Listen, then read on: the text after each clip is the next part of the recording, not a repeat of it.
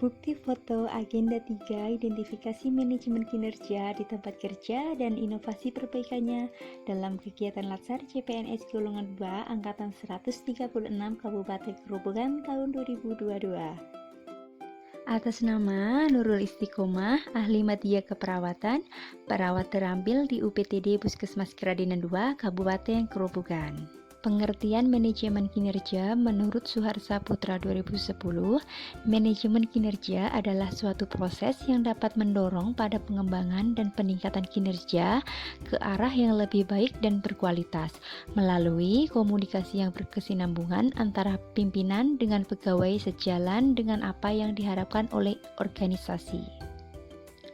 Adapun tahapan manajemen kinerja, yang pertama tahap planning, kedua tahap supporting, tahap ketiga adalah review, dan yang terakhir tahap keempat adalah rewarding.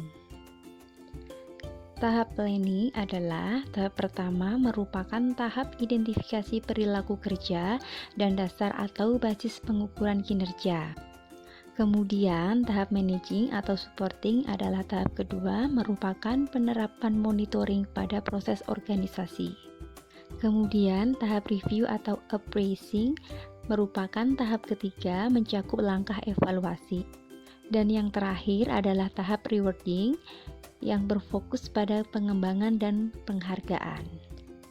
Tantangan dunia kerja di era digital menurut Menteri Komunikasi dan TI Johnny Plate menegaskan persaingan pekerjaan ke depan akan semakin ketat sejak penerapan teknologi telah memasuki semua aspek kehidupan.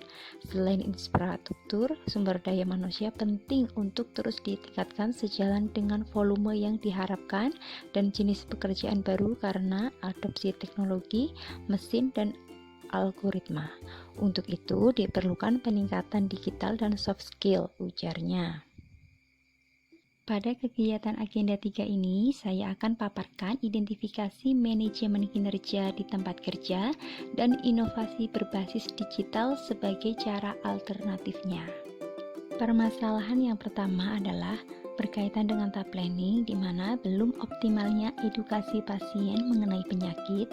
Edukasi biasanya dilakukan di dalam gedung di ruang tunggu pendaftaran sebelum dilakukan pelayanan. Contoh buktinya seperti gambar.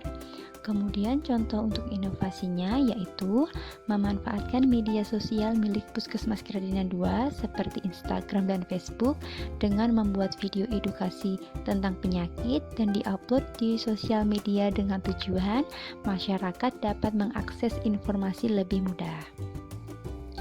Contoh inovasinya seperti gambar di samping, ini adalah contoh edukasi tentang penyakit hipertensi dan pola hidup yang sehat untuk menanganinya. Inilah contoh Instagramnya seperti ini.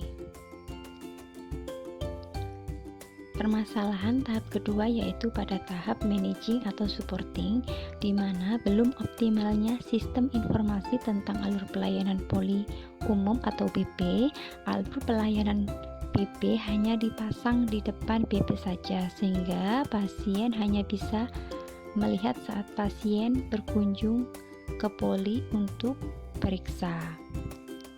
Kemudian untuk inovasinya adalah memanfaatkan media sosial milik Puskesmas Keradenan 2 seperti Instagram dan Facebook dengan membuat video tentang alur pelayanan BP dan diupload di media sosial Puskesmas Keradenan 2 sehingga pasien bisa mengakses informasi alur pelayanan BP kapan saja, dengan contohnya seperti gambar di bawah ini. Kemudian untuk permasalahan yang ketiga adalah tahap review atau appraising atau evaluasi, di mana belum optimalnya pembagian kuesioner survei kepuasan masyarakat terhadap pelayanan dan kuesioner pengetahuan tentang penyakit.